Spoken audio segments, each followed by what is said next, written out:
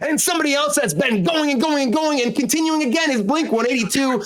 And I'm very happy that Blink 182 got a chance to actually continue forward because honestly, they've gone through some drama. They have gone through some drama. And the fact that, plane crashes and cancer and, breaking up is because like you're going through that time in your life. And then you realize as their new song came out that maybe it's better just put the shit aside, and they shouldn't take in their song they've said shouldn't take illnesses or near-death experiences to make this happen. But for them, it did actually cause them to come back together. And their new song came out one more time on October 20th. Their new album is dropping by Columbia Pictures, and they had a little trailer video. Yeah. What's their age again? I don't understand that question. That's one of their songs. Yeah. What's their age again? What's my age again? Right? Depression, drink. Retirement age. This album's a 17-track album, which is pretty big actually for something like this. And honestly, I listen. 17 albums. 17 track for anybody, buddy. 17 track. That's huge. 17 track album. Yes. I 17 track albums. I'm like, really? No. 17 track album, which is actually pretty big for an album. Yeah. But they haven't been together in nearly 10 years as a group, as the three of them together. They've replaced people. So the fact that they're actually finally all three of them together again, it's been 10 years since they've had a record like this. So Mark Hoppus and Travis, they came back together, Barker, and the fact that they're all together now, it's amazing. And I think that I heard this song. I think it's good. I love talking about music too. Is anybody excited about this? Anybody heard this single? Sabrina, do you like this? Did you hear the single? What do you think about them bringing a new album out now, all together after 10 years? I heard the single. It's not their typical sound, but I liked it. And also, we saw them at the Alt 98.7 Music Festival or something a couple of years ago, just before COVID hit. And they were pretty good. They put on a good show.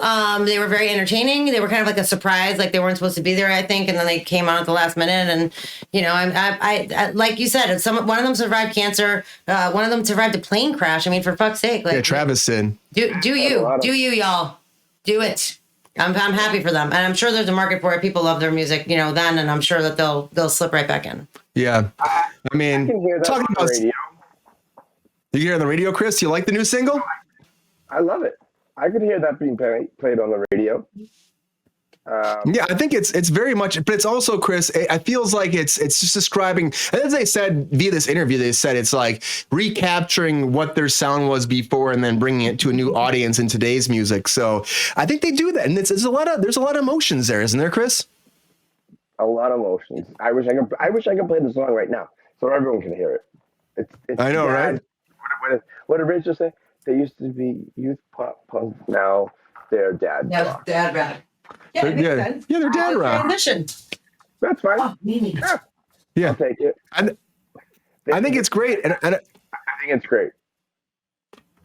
And I think you can tell what they've gone through is there, and a lot of the lyrics and stuff too. I'm like, have you heard this new song? Do you think this is great? They're coming back after 10 years? Or are you like, why is Blink 182 doing this? I haven't heard it at all. To be honest, I'm a crustier punk, not as much of a poppy punk. But if these guys are all still alive and they're all cranking out music, just be dads, get together, put out some dad music. That's great. I hope everybody enjoys that. Most importantly, I hope they're having fun making it.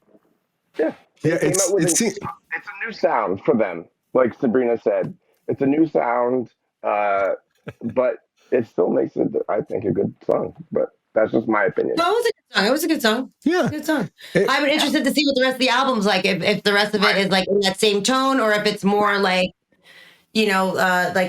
It's every album has, even them, they had some slower songs or some, a little bit different that weren't talking about pranking your mom or, sodomy and things of the sort. Right. So I feel like what maybe they're leaving music about.